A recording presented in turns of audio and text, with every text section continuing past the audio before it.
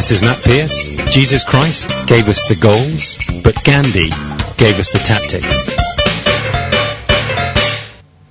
Hello everyone, this is Matt Pearce. Tonight we've got Simon Lee, who is going to be our regular host with me every time from now on, who lived in Canada for 14 years. So thank you for coming on the show regularly, yes, Simon. Sure, my pleasure. Matt, it's always nice to be in the team with you. And we've also got Andrew Toe. Hello everyone. Who most listeners probably will know is one of Hong Kong's most well-known district councillors. Not well known. Oh. Notorious. Notorious. And Matt, one of the very few LSD members, I think, always wear in suit very neatly. That is impressive, actually. Yeah, a nice jacket, but usually no tie. Andrew, why is that? No tie. But it is impressive. You don't often see. It's suggested by the LSD. PR company that I shouldn't wear a tie because I just like a salesman wearing a tie. Yes. So welcome on the show, Andrew. You've agreed to come here every 2 months, isn't it? Basically, every 2 months. And so we've actually got 4 different guests who are going to be rotating. So every 2 weeks, a different guest. Andrew's going to be here, and Joe Lee and Kenneth Lee. And basically, we're going to be updating. So we really want you to come back in 2 months, and so we can have an ongoing conversation, if you like, and about what's happening and within LSD and the democracy movement, and also other political issues that are going on at the time. Or perhaps grilling you from time to time. Yeah, okay. I think for the first session, we do want to ask a few questions of Andrew. I think that Before that, I want to say this is my first time to be the English program host. Yes. So a bit nervous. Yeah. How is it different to a Chinese show? I don't have to prepare for the Chinese show. Yeah. But I have to prepare for the English show. Yeah. So next time you give me the questions by email. Let me prepare it. Oh, do you usually consume English language media like the SCMP or Radio 3, that sort of English language media? For example, the Hong Kong radio. They will send me questions first. I ask them to send me questions because, we think in Cantonese. We have to prepare how to say it in English, especially the use of words. Well, and now you have one more choice to listen. I mean, Matt Pearce program once every 2 weeks. Then that's another choice for you. That's another choice. Good way to learn English. Way. Very good way. To make me practice in English. Yeah. I've got to say, if I was having to answer in French, then my brain would just explode, I think. So I've got to, I kowtow to you guys, actually. Exactly. Doing it in English, actually. And here is Parley Langlais is speaking English. Yes. So we want to go straight in, I think. I've noticed there was an interesting article in the South China Morning Post on the 28th of October, which had a little article about you, Andrew, and talked a bit about because I know there's going to be an election in January, isn't there, to do with LSD, and obviously the media are kind of aware of that, and they're kind of thinking, okay, who's going to be taking over? And I'd like your opinion on this article, actually. The title of it says, League Chief wants to pass baton, intended successor declines. And it's got... Who is the League Chief? You have to tell the listeners. Yes, it's Wong Yukman, Raymond, to our sort of overseas listeners. Our bishop. Perhaps they don't know him. Obviously, Hong Kongers, they all know who that is. And this article's got an interesting little photo of you and Raymond Wong Yukman here. And it was interesting to quite see how the media report on it and so on, and quite what you said. But obviously they're kind of saying there's going to be, Wong Yukman definitely wants for whatever reason he's decided he wants to pass the baton to someone else. And obviously most people are saying you're the best and obvious choice. And but obviously, do you feel you've got to be a bit careful about quite how you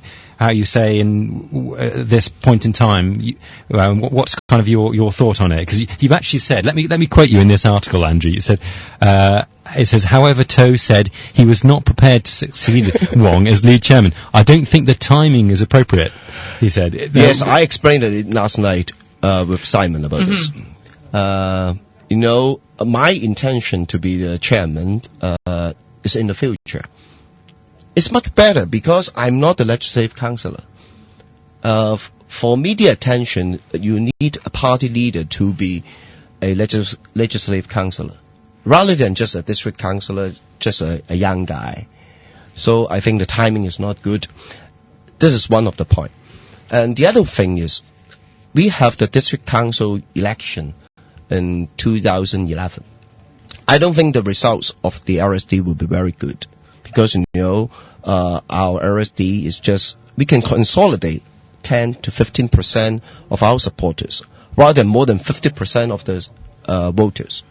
So that's why I have to be accountable if we lost the election.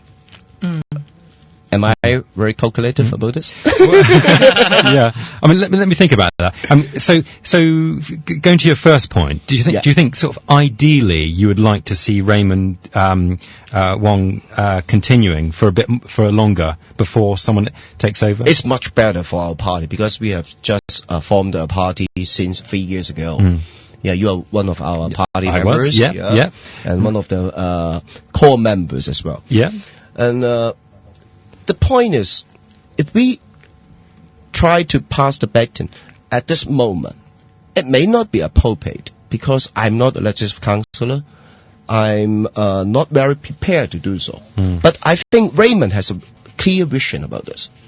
He sees the failure of the Democratic Party. All the core members, all the legislative councillors are from the 50s. They are now 50s. How about the situation when Raymond Wong, Long Hair, and Albert Chan cannot continue? You have to ask some youngsters to succeed the party. That's why we believe in system. That's why he asked me, I pass the baton to you. So at the moment, you do see that even though, Andrew, you mentioned that you would like Raymond to stay, but Raymond, I think, in many occasions made it very clear that he had no... Before I made the decision to run the election, he has talked about this many times before talking to me, and tried to push me to be the chairman of the League of Social Democrats. That's kind of his style of doing. That's just his strategy. That's his way. That's his strategy. Yesterday I asked Andrew, and he said that actually Raymond didn't actually, on a formal basis, ask him whether he would like to be succeed him. So it was sort of, and Andrew didn't really reply. So I think Raymond took it as a silent approval sort of signal, because Andrew didn't say anything. Oh, perhaps it's a yes. But after all, I think Raymond did make it very clear that he had no intention to run or to carry on the leadership whatsoever. So if that's the case, I mean, are you prepared to thinking about take this. over? Yeah, because I will make a decision 1 or 2 weeks, within 1 or 2 weeks. Because obviously, ideally, perhaps you would like Raymond to continue for a bit longer. But obviously, in politics, things are never always ideal, are they? And you have to, if there's people are saying we want you, Andrew, then I have no choice. You've got to make a decision on it. Because obviously, I'm also aware you've got an accountancy firm. You're kind of set up, and you've got, obviously that's taking up a bit of your time. This is my consideration as well. Because I just started my public accounting firm, so that's why my partner will complain about this. But let me put it this way, Andrew. You mentioned a bit about the business side, because you have to make a living. I mean, in terms of accounting firm and also other things. What other considerations do you have in mind during these 2 weeks? Would your wife be? My wife just said one word when comparing with Raymond. You are not so charismatic.